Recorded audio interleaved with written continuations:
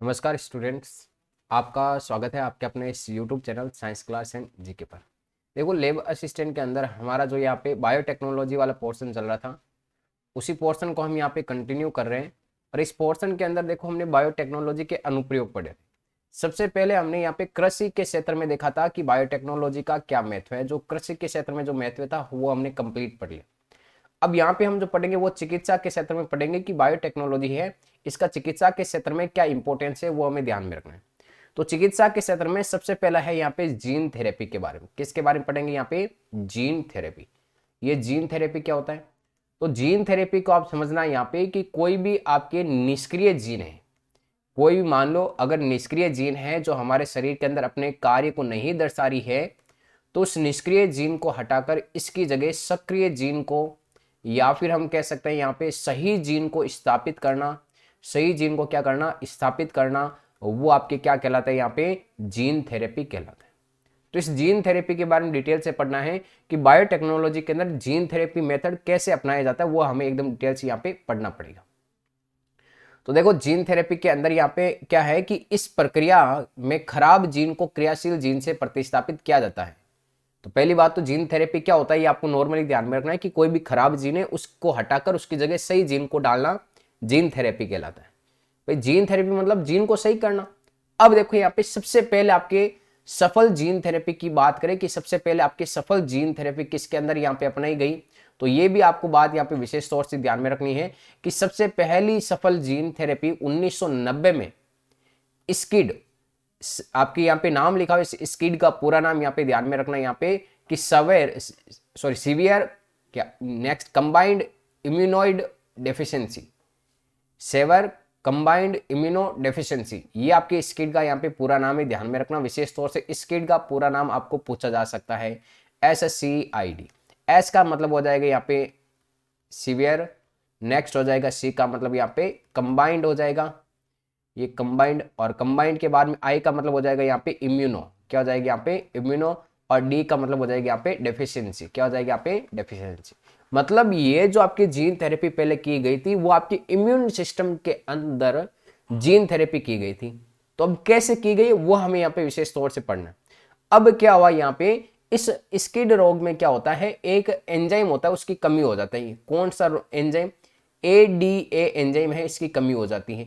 अब बात करते हैं ADA का पूरा नाम। पहली बात हो तो ADA का पूरा नाम होता है यहाँ पे एडिनोसिन डी एमिनेज, इसका यहाँ पे पूरा नाम है। क्या यहाँ पे?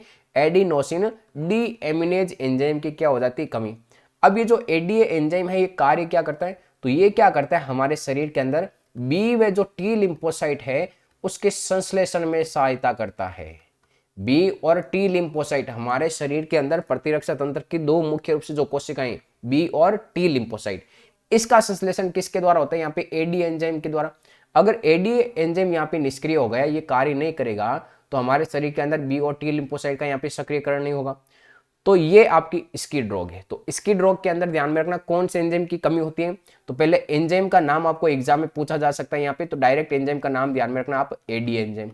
फिर आपको पूछे यहाँ पे कि इस एंजाइम की कमी से क्या होता है, तो बी और जो टी लिम्फोसाइट है उनका यहाँ पे सक्रियकरण नहीं होता है या फिर ये संश्लेषित नहीं होते हैं। तो एडिनोसिन डी एमिनेज नामक एंजाइम की कमी हो जाती है, जिसके कारण बी और टी लिम्फोसाइट संश्लेषित नहीं हो पाते हैं। ये आपके स्किड रोग है। इस रोग के अंदर सबसे पहले आपकी जीन थेरेपी अपनाई गई थी। कब अपनाई गई थी? तो ध्यान में रखना 1990 के अंदर। कब अपनाई गई थी? 1990 में। ये बात भी आपको विशेष तौर से यहाँ पे ध्यान में रखनी। अब बात करते हैं सर इसका कोई उपचार तो होगा। बिल्कुल उपचार है, उपचार की भी हम यहाँ पे बात करेंगे। उपचार हमारे पास दो उपचार है, वो मेथड आपको मैं समझा देता हूँ, फिर हम यहाँ पे इस उपचार के मेथड को समझते हैं। हमारे सामने एक तो यहाँ पे स्थायी उपचार है और एक हम पढ़ेंगे यहाँ पे अस्थायी उपचार। अस्थायी के अंदर क्या कर सकते हैं भाई? अस्थायी के अंदर हम यही कर सकते हैं कि व्यक्ति का ब्लड निकालो हर सप्ताह और उसमें आपके सक्रिय बी व टी लिम्फोसाइट को क्या कर दो? ट्रांसफर कर दो।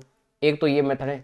या फिर हम ऐसा भी कर सकते हैं यहाँ पे अस्थायी उपचार के अंदर यहाँ पे कि जो ADA एंजाइम आपकी निष्क्रिय था उस ADA एंजाइम को ब्लड के अंदर ट्रांसफर कर दो, ये हो सकते हैं।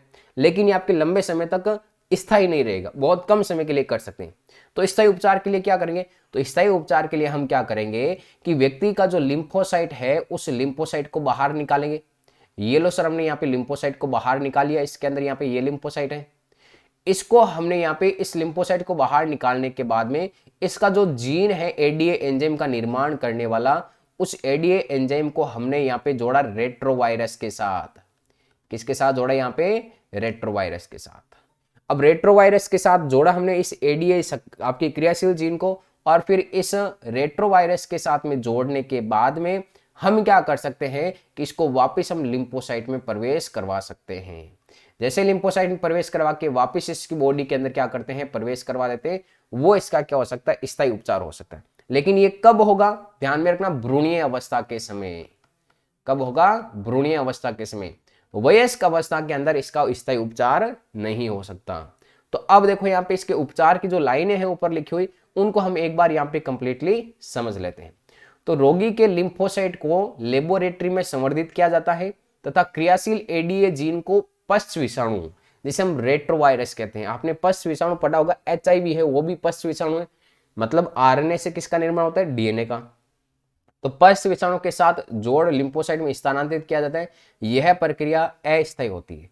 स्थायी उपचार है तो क्रियाशील जीन को भ्रूणीय अवस्था में स्थानांतरित करना पड़ता है। तो मैंने यहाँ पे बताया था कि ये मेथड कब काम में आएगा? भ्रूणीय अवस्था के समय काम में आएगा। आई बात समझ में यहाँ पे? चलो ठीक है। ये तो हुआ भाई पहला मेथड आपकी चिकित्सा के क्षेत्र के अंदर बायोटेक्नोलॉजी का फर्स्ट इंपॉर्टेंस क्या है। अब हम बात करते हैं यहाँ पे नेक्स्ट इंपॉर्टेंस। नेक्स्ट हमारे सामने है भाई सेकेंड नंबर, और वो है जेनेटिक इंजीनियरिंग इंसुलिन। और उस इंसुलिन का नाम क्या है? यहाँ पे ह्यूमुलिन। ध्यान रखना, एग्जाम के अंदर यहां से आपकी क्वेश्चन पूछा जाता है ह्यूमुलिन। ह्यूमुलिन क्या है? तो ध्यान में रखना, ह्यूमुलिन एक प्रकार का जेनेटिक इंजीनियरिंग के द्वारा तैयार किया गया इंसुलिन है। ये क्या है? आपके एक प्रकार का इंसुलिन।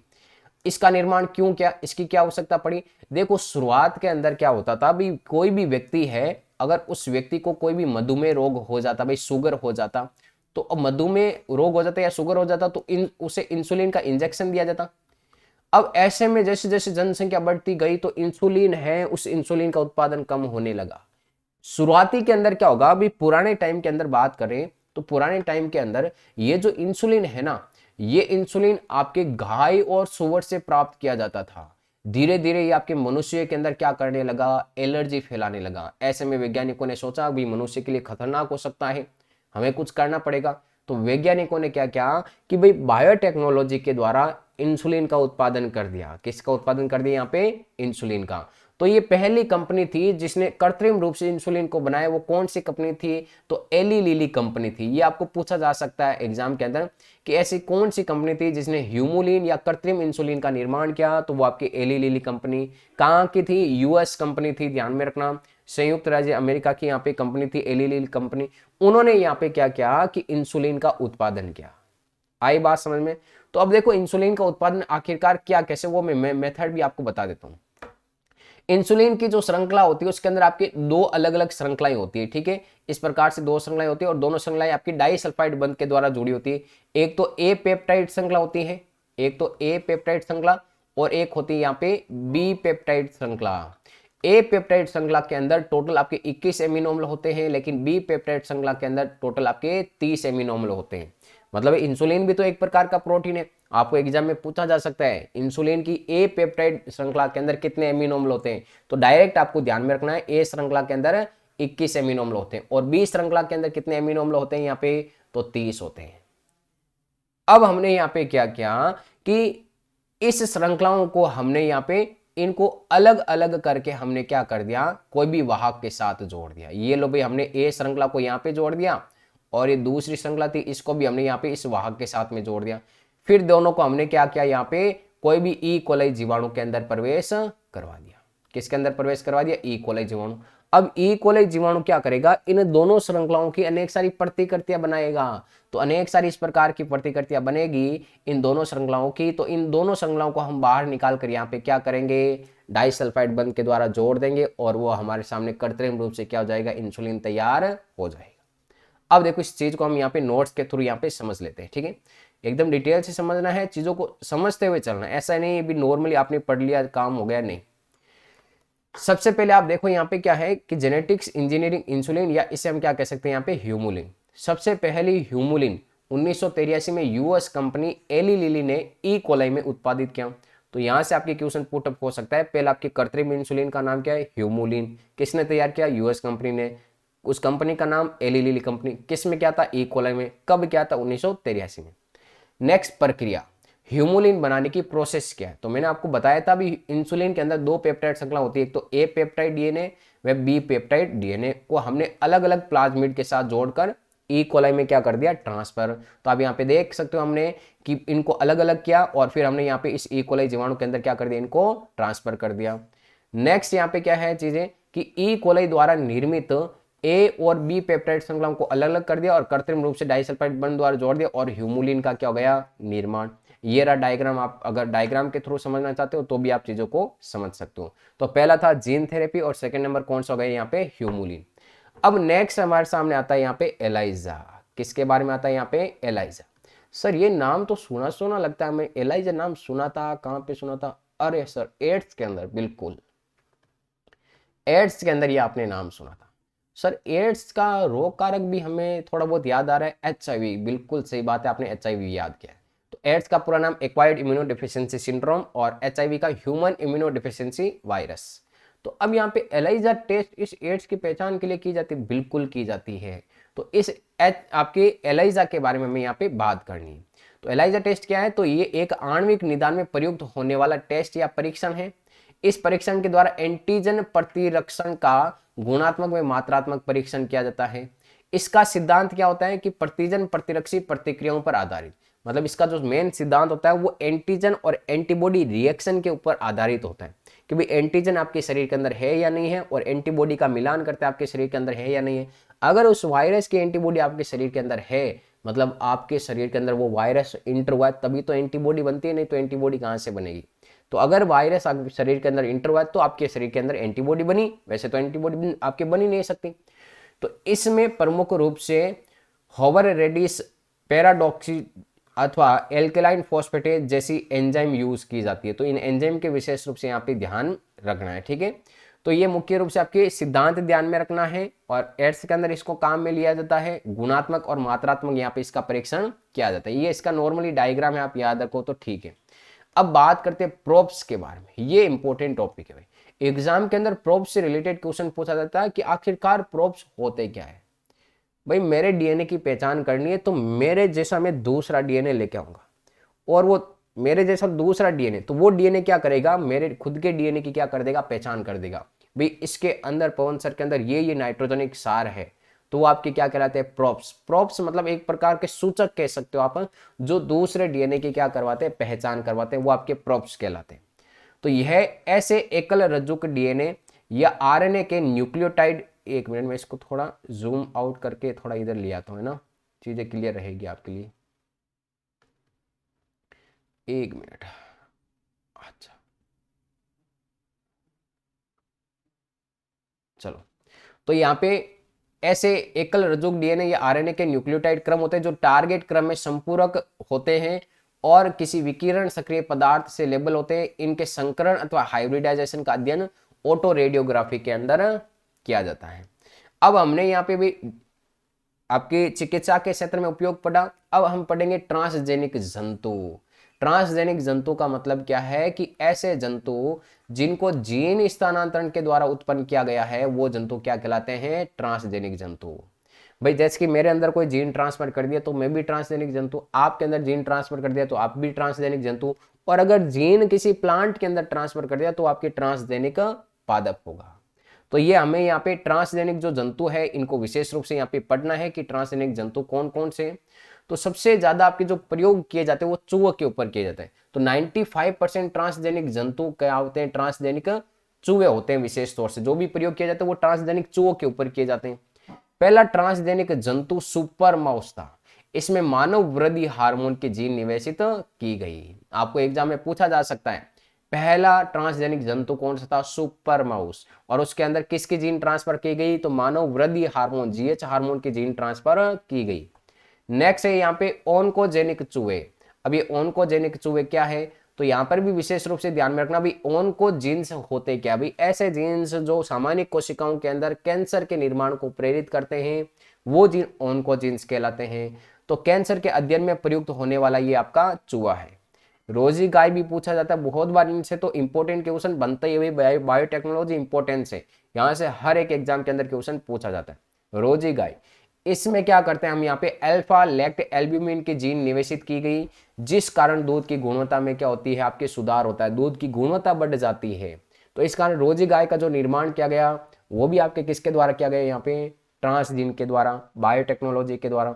नेक्स्ट है यहाँ पे ट्रेसी सीप, ये ट्रेसी सीप क्या है सर, तो इस बेड में अल्फा एंटीट्रिप्सिन की जीन निवेशित की गई, और ये आपके एम्पाइसीमा, एम्पाइसीमा का मतलब फेफड़ों का जो रोग है उसके उपचार में प्रयुक्त होती है।